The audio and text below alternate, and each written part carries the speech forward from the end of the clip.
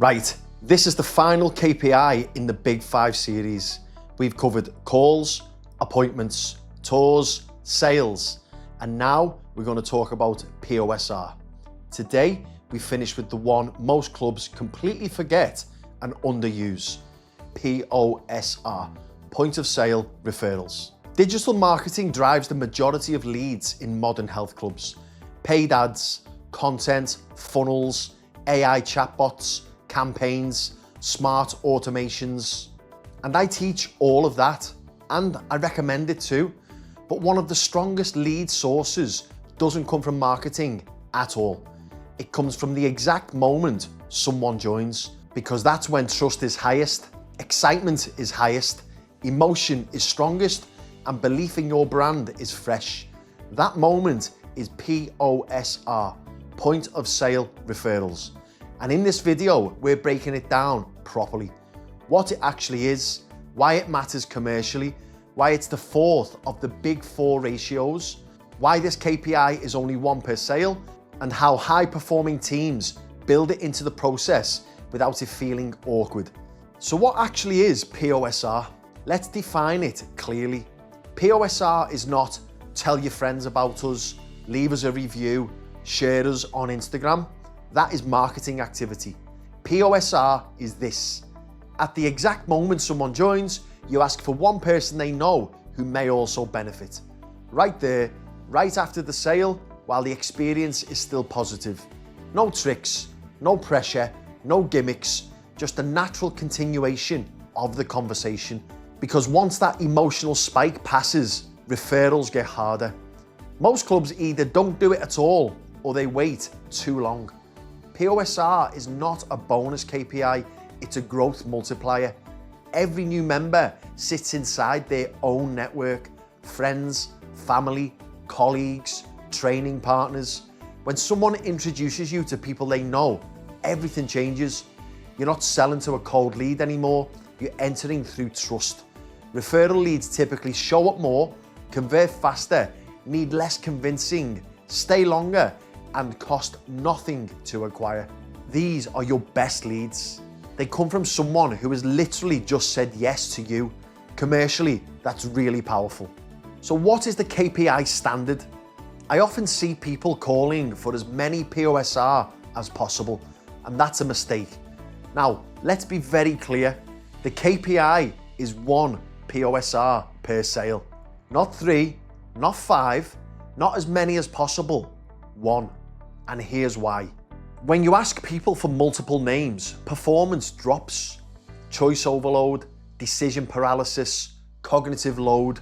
When you say, who do you know who might benefit, and then sit there waiting, the brain freezes. Too many options, too much thinking, and momentum dies.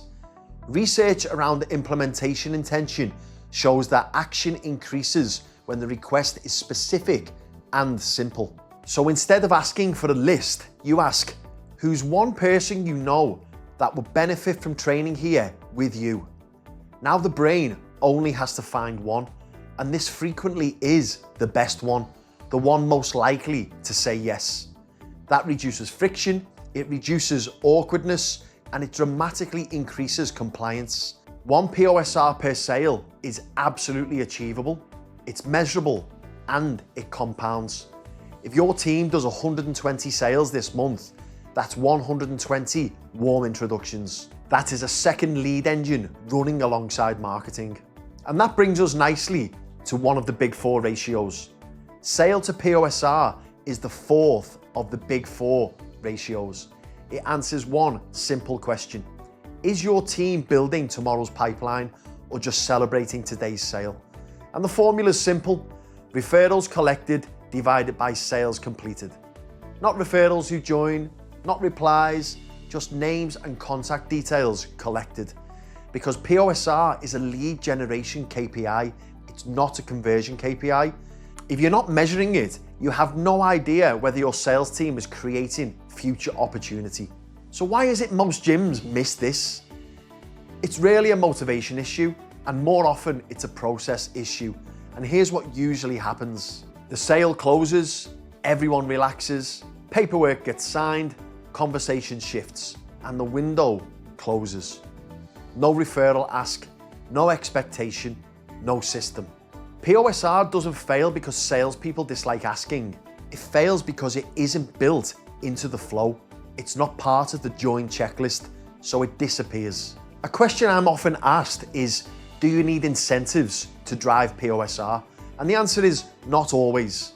If your join experience is strong, many members will just refer naturally, but incentives can support the behavior. Guest passes, bring a friend sessions, referral rewards, even simple recognition. The key is this: the incentive supports the relationship, it does not replace it. You're not bribing someone, you're making it easy and rewarding to introduce a friend. And there's a difference. High-performing clubs make it seamless. They say, brilliant, when your friend comes in, we'll give them a complimentary session, we'll look after them. That feels premium, it feels confident, and it doesn't feel desperate. So how do we improve POSR performance? This is not about a clever script, it's about structure. First, timing. POSR happens immediately after the join, not later, not by email, not during follow-up, because emotion really does fade fast. Second, you normalize it. When POSR is simply part of joining, it stops feeling awkward. High-performing teams treat it like a standard step. Third, track it daily. If it's not on the dashboard, it disappears. What gets measured gets repeated. And fourth, tie it to standards. Sales is not just closing today, it's building tomorrow. And that mindset separates average teams from elite operators. This is the 5th KPI of the Big 5, but it's also the first. Because if your KPI is 1 POSR per sale, then every new member generates at least 1 future lead. Scale that. 100 sales per month, 100 warm introductions. And that's serious pipeline. POSR should support your entire lead strategy. It multiplies your marketing engine, it doesn't compete with it. So, to summarize, POSR is the final step of the sales process. It's the first step of future pipeline. It's the 4th Big 4 ratio of the Big 4 ratios, sale to POSR, and a trust-driven lead source that scales itself. The easiest leads you will ever get come from people who just joined. If POSR is missing from your system, you are leaving growth on the table. And that's not a marketing issue, that's an operational issue. And that wraps the Big 5 KPI series. I hope you've enjoyed it and I hope that it's been useful. In the next video, we zoom out for our final video in this sales series, the Big 4 ratios, the numbers that tell you exactly how healthy your sales machine really is, where it's strong, where it leaks, and what you fix first.